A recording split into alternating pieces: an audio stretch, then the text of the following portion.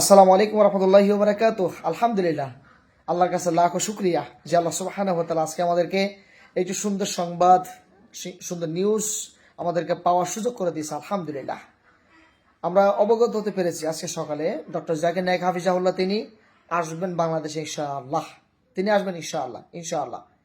এই নিউজটা আমরা পাওয়ার পরে আমরা অত্যন্ত আনন্দে আছি এবং ফেসবুকে পোস্ট করার পরে আমার যে সোশ্যাল মিডিয়াতে পরিচিত ভাইয়েরা, বিভিন্ন ভাইয়েরা যারা আছেন তারা অত্যন্ত আনন্দে আছেন। আলহামদুলিল্লাহ, আরও অবগত করে রাখি, ডক্টর জাকির নায়েক হাফিজাহুল্লাহর সুযোগ্য পুত্র ফারেক নায়েক হাফিজাহুল্লাহ, তার সাথে কথা হয়েছে। আলহামদুলিল্লাহ, তার সাথে কথা হওয়ার পরে তিনিও কনফার্ম করেছেন। আমরা প্রশ্ন করেছিলাম ফারেক নায়েক হাফিজাহুল্লাহকে যে আসসালামু আলাইকুম ব্রাদার ফারেক, are you going to visit Bangladesh in November?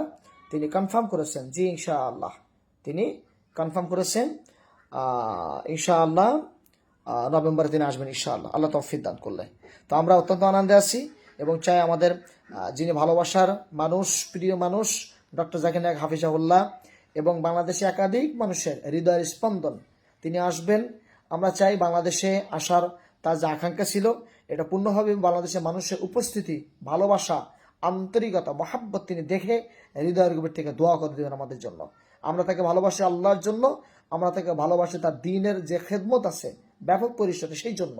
আল্লাহ রাব্বুল আলামিন ডক্টর জাকির নায়েক হাফিজাহুল্লাহ এবং তার পরিবারকে হেফাজত করুন, নিরাপদ রাখুন এবং বাংলাদেশে সুন্দরভাবে এসে প্রত্যেকটি জায়গাতে বিভিন্ন যেখানে যেখানে প্রোগ্রামগুলো হবে সেখানে সুন্দরভাবে প্রোগ্রামগুলি করার তৌফিক আল্লাহ দান করুন। আমিন।